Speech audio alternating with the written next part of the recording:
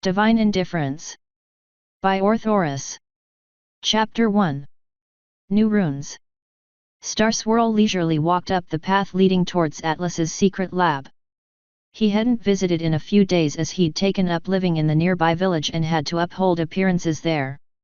Ponies had already begun asking him where he was disappearing to for days at a time, and he didn't want the villagers to start gossiping. For now, he was just telling them he liked to escape from his research by camping and exploring the great outdoors, which was apparently a good enough excuse in the meantime. As he rounded the last bend in the path, the cave's entrance came into view briefly before an explosion rang out, accompanied by a small tremor that sent a huge billow of black smoke billowing out of the small opening. Unfazed, Star Swirl shook his head in disappointment before he continued on his way. Explosions were a regular occurrence when experimenting with new spells. Even small mistakes could make an otherwise mundane spell go haywire, especially when experimenting with runic magic. Just one misplaced rune could have devastating results. Star Swirl thanked the wards they'd set up for doing their job, or otherwise their little secret would have likely been discovered on day one.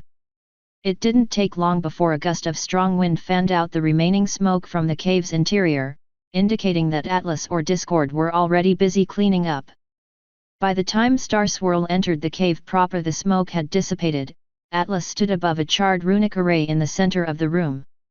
Judging by Atlas's expression, he was already busy trying to figure out what went wrong by staring at the array as hard as he could. "You should be glad the wards keep the townsfolk away, and the cave in one piece," Star Swirl said mockingly, "otherwise you'd be homeless several times over, seeing as everything you do tends to violently explode." "I thank them every night before going to sleep, praying for them not to fail me the next," Atlas said without looking up before furrowing his brows. "You could make a religion out of that," he muttered. What now?" Star Swirl asked as he reached the array on the ground. "Never mind," Atlas said with a dismissive wave of a hoof. "Good to see you again. Villagers give you any trouble?" "Nothing but the usual questions," Star Swirl replied. "They're happy as long as I provide my services while I'm there." "True enough," Atlas said. "Any news?" Atlas asked Star Swirl more or less the same question every time he arrived. Since Discord and him spent most of their time as cave dwellers, they were more or less cut off from the rest of the world. Equestria was at a delicate stage in its development right now, and keeping track of everything going on was close to impossible.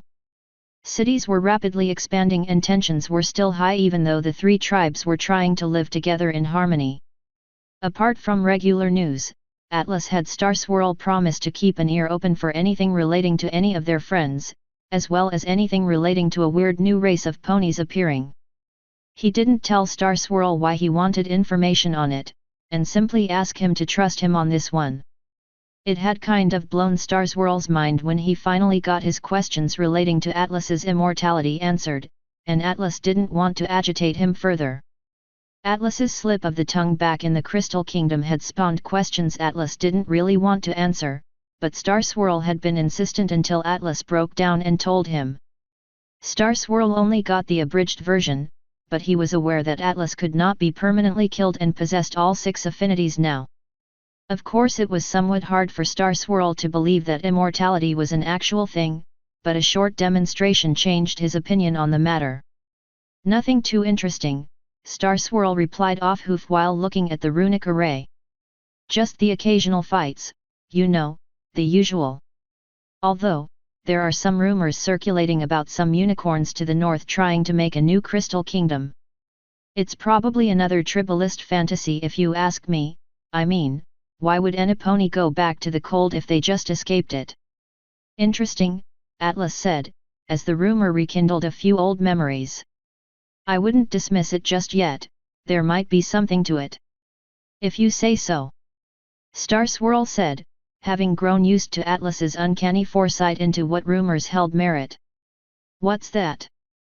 he asked, pointing at a rune he was unfamiliar with in the array. "I'm trying to create a new rune," Atlas sighed. "But it's proving to be close to impossible." "A new rune?" Star Swirl asked. "Is that even possible?" "Well, Do you remember how I said I lost most of the books containing knowledge about runes? Star Swirl nodded. I'm sure there were a lot more runes than the ones we currently know about. So for now it's just a matter of trial and error in finding them and figuring out what they do and where they fit in. It sounds so simple when you say it like that, Star Swirl said. I'd imagine it's everything but. And you'd be completely right, Atlas said, motioning for Star Swirl to follow him towards a nearby workstation that was littered with books and documents.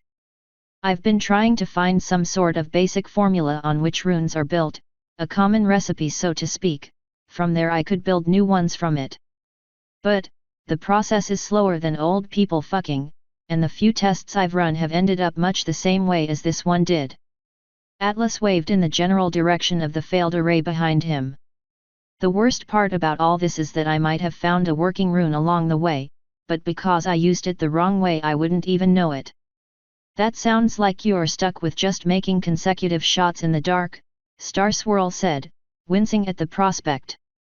Pretty much, Atlas said, letting his gaze wander over the copious amounts of notes with thinly veiled disdain. Hades told him that it was imperative for him to learn all he could about runes, no matter how long it took. Part of Atlas wanted to spite him and just not do it, but Hades had helped him before and therefore deserved more than just a token effort from him. Even though he'd resolved himself to complete the task, no matter how long it took, after barely a month of trying to figure out how to make more runes he was already tempted to give up. Whenever he'd get too frustrated, he'd learn other spells from the books they took with them from the kingdom. It might not have been runes, but learning new spells from the various schools and the unique ways that only he could combine them was a welcome distraction. Do you mind if I helped you out with that? Star Swirl asked, intrigued. I do like a challenge every now and then. Atlas briefly considered it.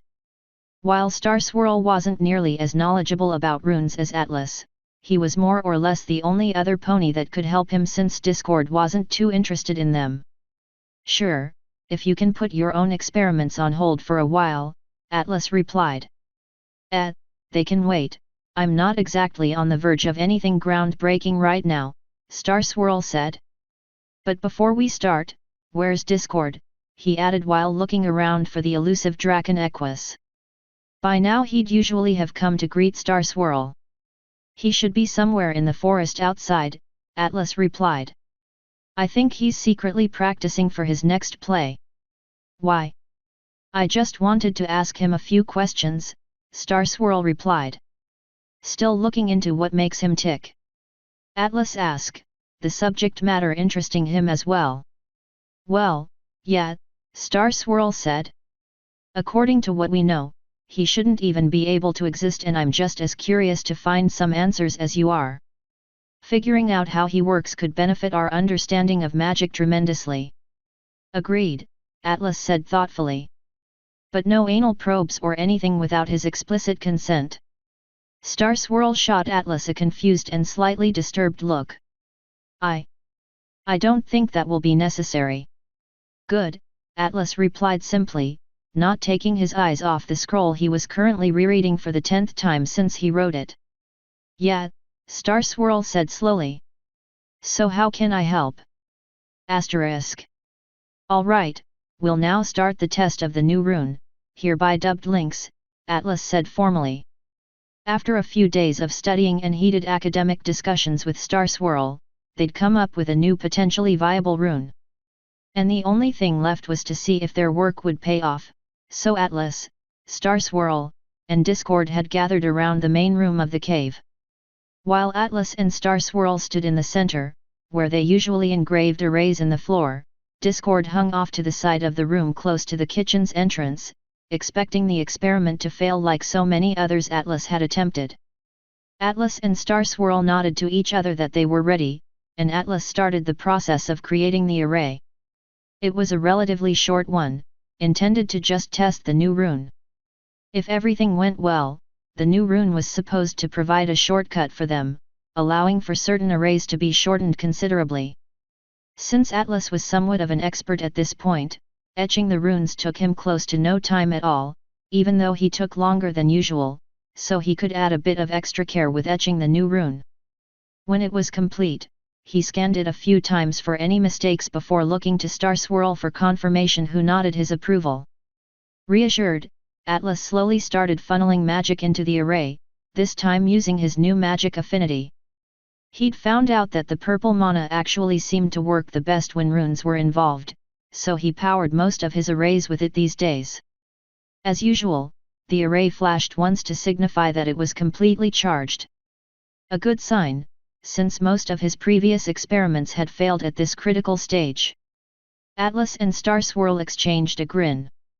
At least the array seemed stable enough to not instantly explode once it had enough energy.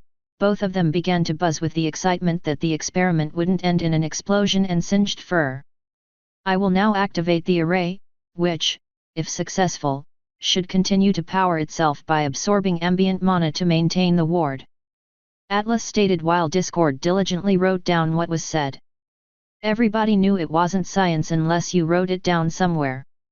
With a short burst of magic, Atlas gave the array the command to activate. He let himself briefly smile when it activated without issue, as it began to radiate a purple aura around the runes. They observed it for a few minutes, watching out for any inconsistencies or problems, but the circle just happily continued to do its job. I hereby declare this experiment a success. Atlas said with a full-blown smile. We've just created a new, working rune.